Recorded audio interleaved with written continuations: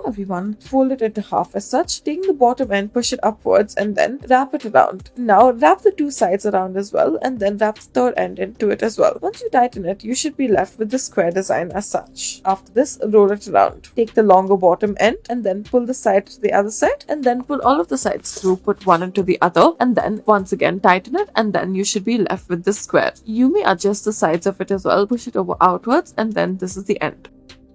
Next, take your drawstring, make 2 loops of it on either side, one beside the other. Take one end of it and then bring it through one of the loops as such. We have also brought it through the other loop and now we are wrapping it around the center and continuing to bring it through the 2 loops as such. Now pull one end of it as such. Bring one end from the top to the bottom and then tighten it. Take the longer loop that is still present, wrap it around from the top, right underneath it, continue to wrap it around, make a circular shape at the bottom and then in a small gap that is left, pull the end through this. Now taking the other end that is present, pull it through the central hole and then bring the two together at the end of it.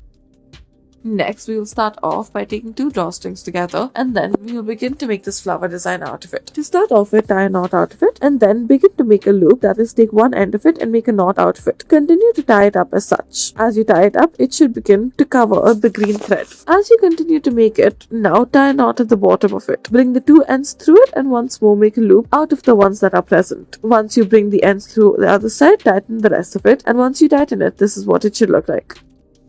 Next, take your drawstring, fold it over almost into half and then begin to wrap it around the top end of it. As you come back to the bottom, make the circular shape out of it and then pull one end of it through this. Tighten it once you're done and this is the design you should be left with.